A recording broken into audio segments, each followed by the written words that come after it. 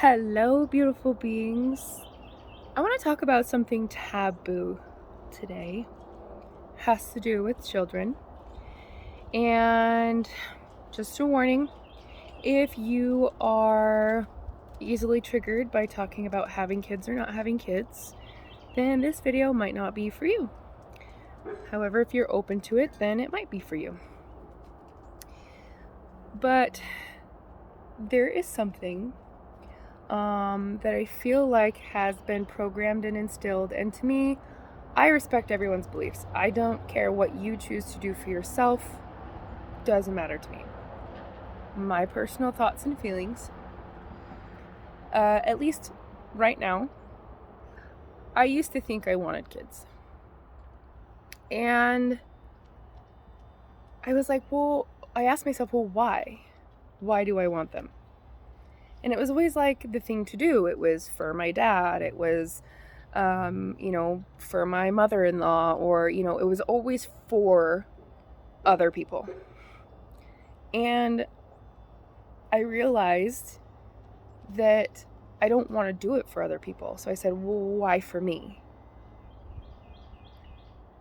And I know, because connecting to God, Source, Spirit, all that good stuff,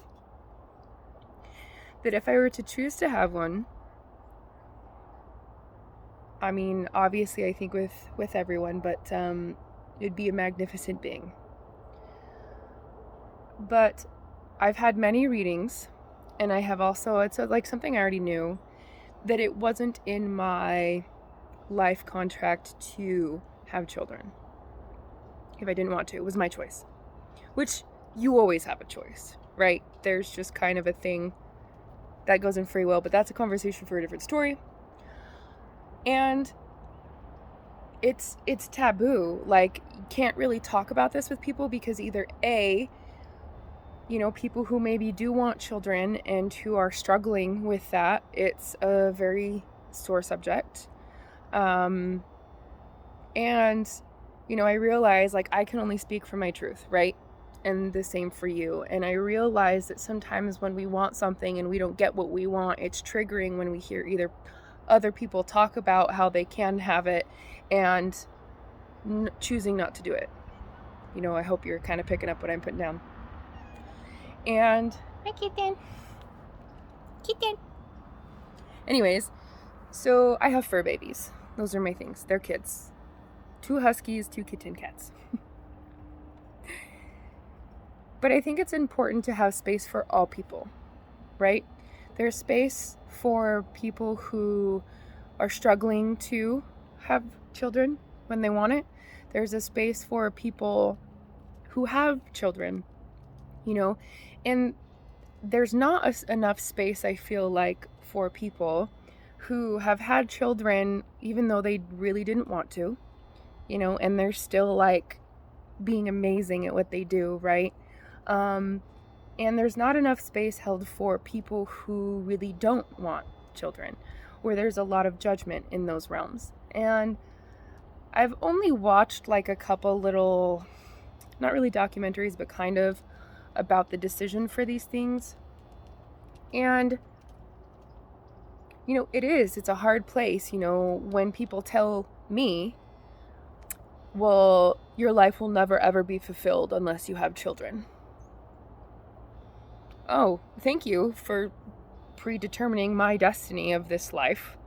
Very much so. Why didn't, you go into that market of things? But also, it's a touchy subject because when there is this expectation from other people about it, especially I used to be more of a people pleaser, right? Not listening to my truth, but more so the distortions of others around me. And it was pressure, a lot of pressure. And not having that pressure anymore and really standing in the power of, I know what I want in this moment of right now. And that's okay if I do not want children. And who knows? I could or could not change my mind. I also think that in the terms of healthcare, like if you know that you do not want children And, there's plenty, like, time and stuff or whatever, however long to go through. It's kind of like, I believe in assisted suicide, as it's done over time and properly, and there's lots of care and information put into it. Anyway, that's a different subject, but it's kind of along the lines of the same thing, that when you make a permanent choice like that, of healthcare, in terms of if you don't want kids, well, then why not get fixed? Why not? Why not even have that scare? If you know that you don't want, and it is hard, and I forget the documentary I just watched. Gosh, I wish I could remember. But it talks about this, specifically a young woman who has known she hasn't wanted kids, and she's gone through many years of trying to get a surgery done. And I can tell you, birth control fucking sucks. I have gone through multiple types of birth control, and it fucking sucks. It wasn't until I got off of it, and when I got off of it, especially because I used a hormonal one on my last one, you don't know how, I didn't know how cloudy and foggy and everything I was, and how much in pain my body was, until I stopped fucking taking it. It was the best decision I have ever made in my life, and I've been on it, since 16. And it was just the end of 2019. I'm 29 now. It's a long fucking time. Long time to be on birth control. And I understand its purpose, and I'm so grateful for it. Not for me. So coming up with, I don't necessarily want surgery, but obviously, like, there's things you have to do to have that done. But how easy it is for men to get that done compared to women to get it done is very interesting. Now, I haven't done super in-depth research. I'm sure in some places it might be easier or not. But it just goes to show, like, why isn't it more available for people who want it? You don't get to decide what is right for someone. Even if they end up regretting what they did, it's just like a fucking tattoo, okay? It's just, there's so many things. And for me, obviously, I believe, death is just another door, and there's a whole bunch of things, whatever. But when you make a choice in your life, you live with those consequences. And yes, I think you should know both aspects. You should research both. You should, do what you can to understand. But in the end, you know what is right for you, even if someone else doesn't think that is. There's a reason why we're all on different paths, and this goes for anything. Everything and anything. There is a reason why people take different paths. There's a reason why people make different decisions. And that's super fucking important. And we're coming to that. Like, this whole consciousness shifting happening right now, we are coming to that place of understanding that concept. Because that is unity. Unity is not forcing other people to do what you want them to do. Unity is accepting people for who they are. And I think people forget that. Because you put people in boxes. We put labels on them. Because I can tell you, I've been a pole dancer, I'm a gym rat, wifey, open relationship, fur dog, whatever. I am all kinds of things because I'm a multi-dimensional fucking being, and so are you. And when you decide to stand in a label, that is your choice. When you become attached to something, then you get to deal with those shadows. And there's nothing wrong with that. There's nothing wrong, because again, it is your own fucking path. So what I say, what works for me, and I say what I feel, doesn't mean it's right for somebody else.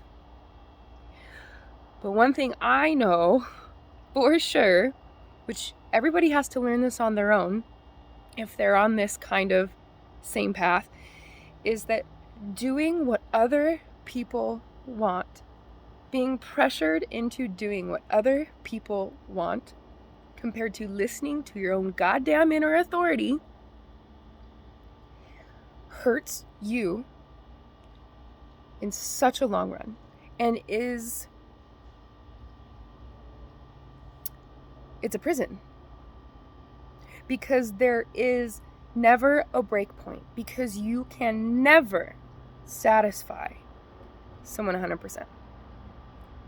You know who you can satisfy? You know who you can listen to and truly do the work for and truly get to that sovereignty freedom state with all of this? Is yourself. Your fucking self. So, that's why I feel like it's good to talk about these taboo kind of things. I feel I have always kind of been in the taboo-ness. I've never been with one clique because I understand people. Even if I don't agree with what they do, even though I don't want to be a part of what they do, I see people as they fucking are. Now, I can see that, oh shit, like, I mean, that's going to be some shadow work to work with, but you know what? Maybe that's what they wanted to learn. And I can love regardless. I remember I call everyone my friend because I know that we're all connected. And somebody told me in a random message, hey, quit calling people your friend. And I'm like, why? Even if somebody has ill will towards me, I still have love. Even those that I have had, say, falling outs with, I still have love. It is holding space. Now, I don't give my energy, right? Because I am picky about who I give my energy to, right? Because that is sovereignty. That is complete, like, full sovereign, boom, ability to see people, to love people, but be in your space of understanding your energy, understanding even when you go through things, even when you go through shitty situations, you can understand it. Because guess what? We didn't sign up for this baseline feel-goodness, right? I think I was just having a conversation with someone the other day. It is about the ups and the downs, right? And it's about observing those things, okay? We've been in it, and you be aware of it on whatever side of the spectrum, you know, shadow, light, whatever, because dual reality. And then you can choose to ride above the pendulum swing, but you understand the pendulum swing. And so it's just about perspective. That is consciousness shifting. It doesn't mean bad shit doesn't happen, because it fucking does. What it means is that you just see it differently, to where it's no longer this trap, no longer this prison. You see it as freedom. You see it as sovereignty. You see it as acceptance, right? And that's why inner work right now is so good. So this is why I talk about the taboo things. I know I kind of went whoop off the way of talking about kids, but you know, that's a part of it. Because do what's right for you. And I know that there's other people out there who feel like me, you know, who feel like maybe they're supposed to have it and or have children because of other people, but they haven't actually asked themselves that question. You know, and they think that something is wrong with them. Like, I mean, I could go in depth with this, talking about, you know, very, very taboo stuff of a lot of the evil and dark things happening. And I've talked about it in examples of medical breakthroughs. Now, let's be clear. You cannot get a breakthrough without a breakdown. Normally, that end point is the hardest before you have a breakthrough.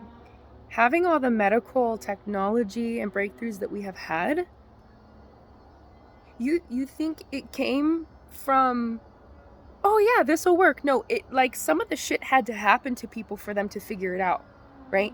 I mean, just right now, I think the SpaceX program was, second landing was really hard, and it wasn't a landing, it was an explosion. You know, like, but they learn something each time.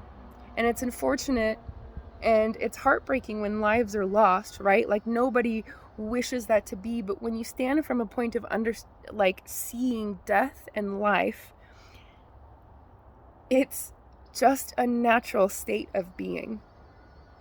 It's a cycle. And when we get to that point of understanding, you can choose where you want to be. You can see what you need to learn, and just experience. It's something that we're learning to put into words when realistically experiencing it is the best way, right? Wisdom. And it's such a beautiful time to be aligned, just as it is a time to be alive in this moment of right now.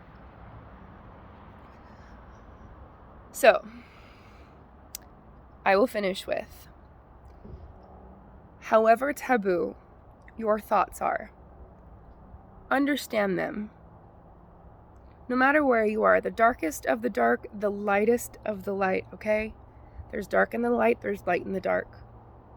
And they are all expressions of love. Yes, even the darkest of the murderers and the rapists and things, there is a purpose. However, I would never wish that on anybody. Ever. There is a reason, there is a purpose. Because you must find your light through reaching through the depths of hell. And in word, that's the best way I can explain those things. Your path is not easy. Your path is so unique, which is why you are here. Love yourself. Listen to yourself. Listen to your body. Love your body and where you are at, because you chose to experience this in this moment of right fucking now. And that makes you perfect.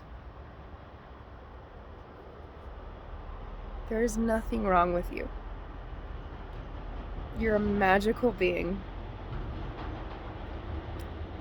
And just remember that maybe the reason why you think things outside of the box, why a lot of the ways you do things are taboo, is because you are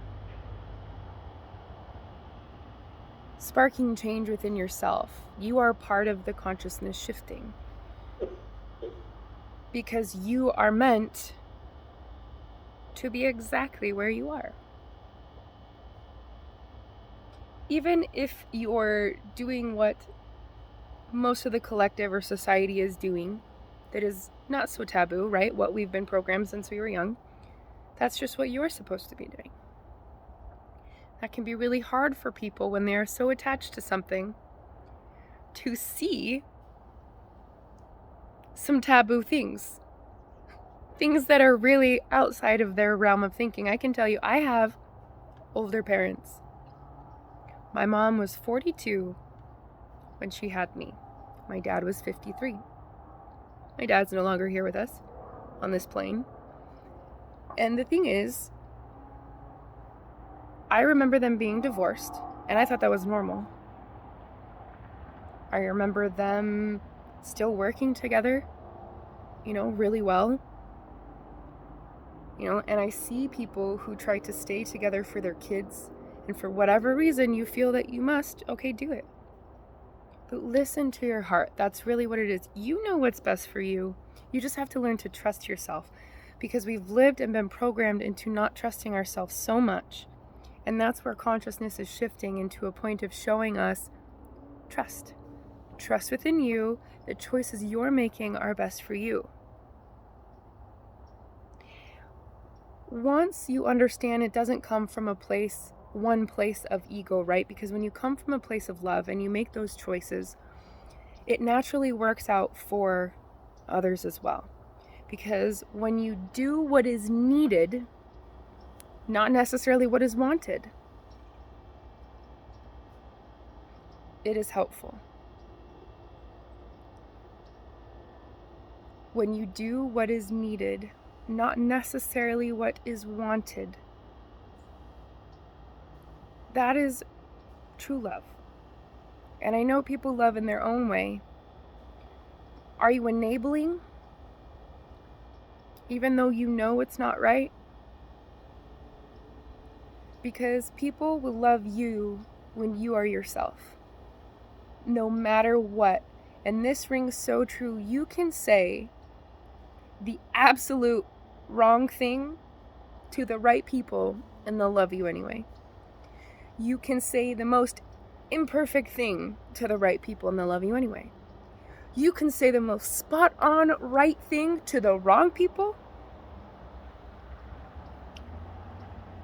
and let's just say it'll be like a fest of hate. Just an example.